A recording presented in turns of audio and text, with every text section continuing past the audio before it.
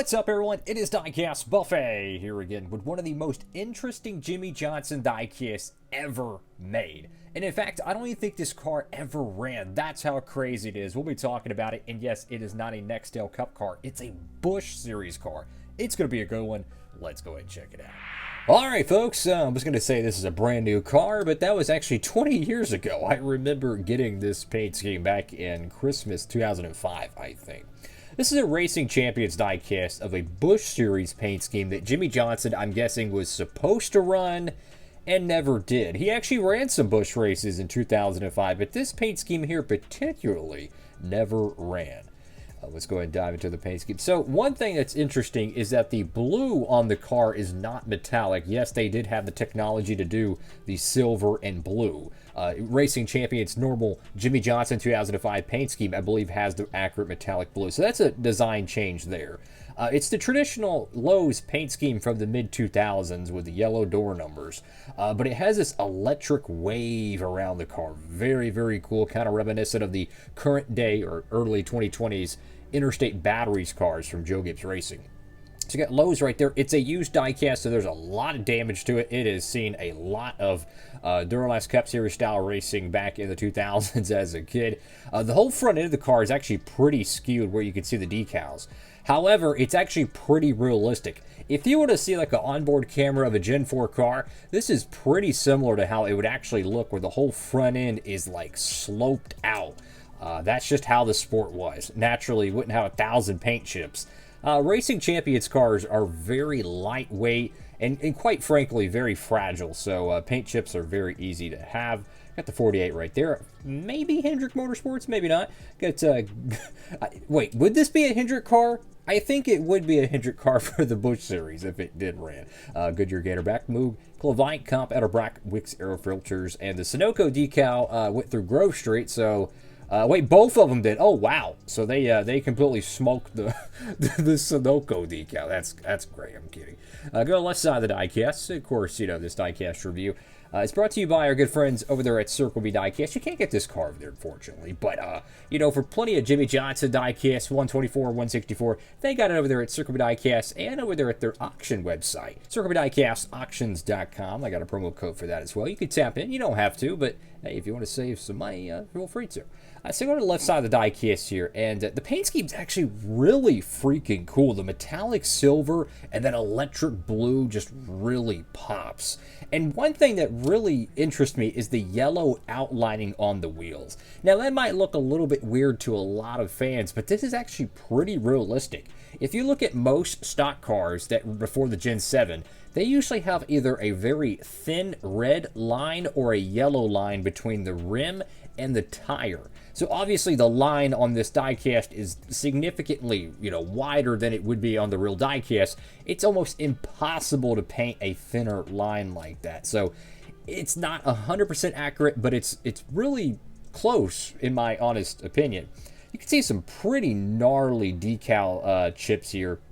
What this probably is that the area of the car wasn't fully wrapped, and as a kid, probably played with the car and eventually flaked it off, unfortunately. So you got the number 48, Kobalt, Power Tools. You got Sea Green, is it? No, it's Stay Green. That's what it is. Lowe's. You got, I don't know what the biff that is. Maybe y'all can see on camera. I don't know. What the heck is that? I have no idea. So the Busch Series logo is missing there. You got Mechanics Wear, Featherlight, Autometer, Penske. Penske on a Jimmie Johnson? What? 3 MSD, Lincoln Welders, Goodies, Holly, and Rebestos. And you got, well, a Goodyear decal that has a chunk missing from it. NASCAR race car. And you got the Jimmie Johnson signature, B-Post decal, Bone Marrow program, and, what is it, Quaker State. Now, the back panel of the diecast has seen much better days, but at least the paint is still in pretty good shape. It's very metallic-y, but the decal, I mean, this is Racing Champions. Let's just be honest. They were more of the economy line of the NASCAR diecast universe. You can even see a little bit of a bend in the middle of the spoiler there. If I press that too much, it'll actually probably break off. It's a used diecast, so I don't remember how this was when it was brand new back in 05 when I got it. I like that red bow tie with little outlining. Looks really cool. go to the right side of this diecast, and it's just really fascinating how I think Jimmie Johnson had one or two Kobalt Tools paint schemes that I don't think ever ran. I know I've heard a couple of times that this one was one of them, but I saw a 124 that was like, where it has blue on the side, it was silver as well, and it had like a diamond plate pattern. I think it was like a truck toolbox Kobalt car or something. My point is, I don't know if that one ran or not, but it's interesting how they had so many different Kobalt Tools paint schemes for 05 for his Busch Series stuff, but not all of them got made and ran at the same time. So I don't know.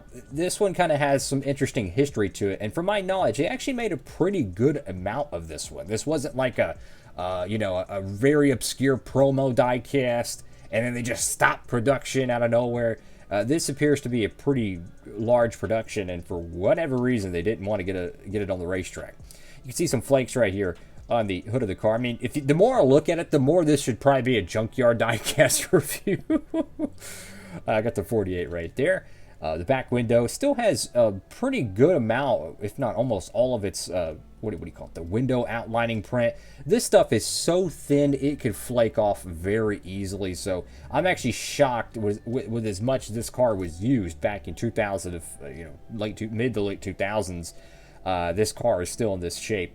Got Kobalt power tools there, and the decal is unfortunately on this spoiler. So yeah, a lot of consistency issues with this particular diecast. But I'm curious what y'all think, guys. If y'all know the true backstory behind this car, feel free to comment down below. I've had this car for about 20 years now, and it is one of the more interesting ones in my collection because I want to consider it a cup car because it looks just like it. You could literally put a Nextel Cup logo and it will look just like a cup car, right? But it's a Busch Series car, apparently. And, he did make a few Busch starts in 2005. This is a cool looking diecast. This one looks like a power drill there. I don't know. Maybe not. I don't know what the Biffit is. It's interesting. He did have one that had like power tools on it, and it was the Kobalt with the blue on the side. But I don't think it had the electric power. So who knows the true backstory to it.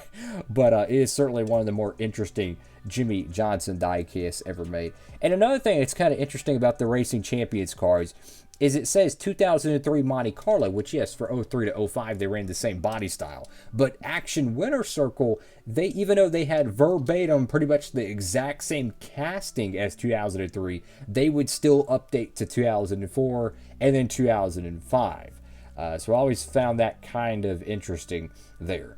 And, for detail, the bottom portion of the car, this was considered more of the cheaper line. You could still find packages of them today. And they'll have like a little price tag on it, and it'll say Family Dollar, $2 or something. I kid you not. That's how cheap they were back then. If you were to take that diecast, one of these that you could buy at Family Dollar 20 years ago and adjust it with inflation, it's still very, very affordable. So the quality I really don't mind, right? Because it was something that you could buy a lot of, and if it got torn up, no big deal, right? That was the beauty of the Racing Champions line. Most of their stuff was ridiculously overproduced, but it was very, very cheap when it was brand new. And you even got like a little plastic base with it. You usually got a little cardboard trading card with it. So really great value for a lot of collectors. The biggest problem I have with these, though, is the metal they were made with was very, very fragile compared to the Action Winner Circle. Like if you expose these cars to any heat or cold temperatures for an extended period of time, it really makes the metal a lot weaker, basically. And almost all the diecasts have been exposed to that because they sit in storage, whether they were in shipping. It just happens, right? And over time, that fractures the metal, makes it weaker. And inevitably, you see things like the spoiler breaking. Not to be long-winded here, but I had year 2002, I think it was, number 25 UAW Delphi 25 car for Hendrick Motorsports. I think it was a Jerry Nadeau. And it was the Racing Champions one that had the hood opening. And I had the diecast ones. And then I forget where I put it. I think it was like in a little plastic little case where the car can move. And I went to pick it up or use it. And the whole front end of the car was just disintegrated, basically. Like it was like the A post here broke and A post here broke. Or A post, the front fender post. And then the hood was opening, so that was just separate. It was on two hinges underneath the dashboard. But pretty much the whole front of that car just broke into pieces. And yeah, I mean, it didn't disintegrate, but yeah, you get the point. So what I'm trying to say is that Racing Champions cars are not really good for long-term collecting because the metal is already pretty fragile as it is. That's all for now. Make sure to like, comment, and subscribe. Diecastbuffet with one of the weirdest Jimmie Johnson diecasts ever made. Diecastbuffet signing off.